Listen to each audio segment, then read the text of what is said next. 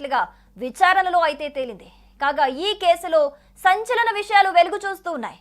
సహస్ర ఒంటిపై దాదాపు 20 వరకు కత్తిపోట్లు ఉండటంతో ఎవరో కావాలనే పథకం ప్రకారం హత్య చేస్తుంటారని పోలీసులు భావించారు.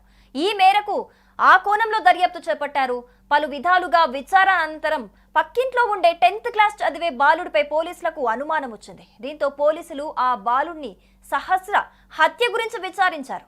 అంకుల్, సహస్ర నాకు తెలుసు, చాలా మంచిది. ఆ రోజు నేను ఇంట్లోనే ఉన్నాను.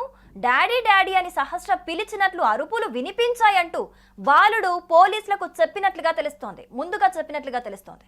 దీంతో సహస్ర హత్య రోజు ఆమె అరుపులు ఏమైనా వినిపించాయా అని చుట్టుపక్కల వారిని పోలీసులు ఆరా తీశారు. కానీ మాకు సహస్ర అరుపులు ఏమీ వినిపించలేదని అక్కడున్న వాళ్ళంతా చెప్పినట్టుగా తెలుస్తోంది. దీంతో ఆ బాలుడికి మాత్రమే సహస్ర అరుపులు వినిపించడం ఏంటి అనే కోణంలో పోలీసులు విచారణ మొదలు పెట్టినట్లుగా తెలుస్తోంది. దీనికి తోడు అక్కడున్న ఒక సాఫ్ట్వేర్ ఎంప్లాయీ కూడా నేను ఆ రోజు అక్కడ బాలుడిని చూశాను అని చెప్పినట్లుగా కూడా ఒక సాక్ష్యం దీనికి తోడైంది. సహస్రను హత్య చేసింది ఆమె పక్కింట్లో ఉండే 10th క్లాస్ చదివే బాలుడేనని పోలీసులకు అప్పుడు అనుమానం వచ్చింది. దీంతో ఆ బాలుడి ప్రవర్తన గురించి పోలీసులు స్థానికులను అడిగి తెలుసుకున్నారు. బాలుడు కొంచెం ర్యాష్గా ఉండేవాడని, బిల్డింగ్లు ఎక్కి దూకేవాడని కొందరు చెప్పినట్టుగా తెలుస్తోంది. సహస్ర హత్యకు సంబంధించి ఇంటి పరిసరాల్లోని సీసీ కెమెరాలో చూసినప్పుడు బయట నుంచి ఎవరూ రాలేదని తేలిపోయింది.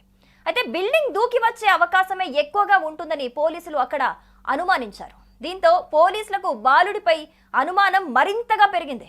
దీంతో అతన్ని అదుపులోకి తీసుకొని పోలీసులు విచారించారు. కానీ ఆ బాలుడు మాత్రం తనకేమీ తెలియదని పోలీసులను నమ్మించే ప్రయత్నం ముందుగా చేశాడు.